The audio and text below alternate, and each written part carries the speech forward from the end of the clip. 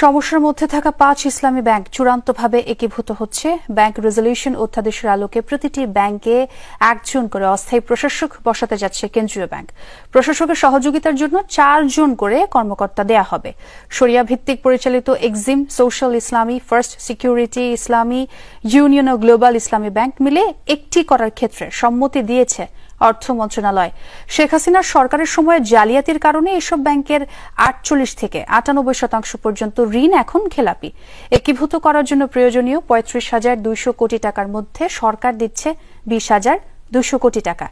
প্রশাসক দায়িত্ব নেওয়ার পর বিদ্যমান পরিচালনা পর্ষদ ও ব্যবস্থাপনা পরিচালকের পদ শূন্য হবে।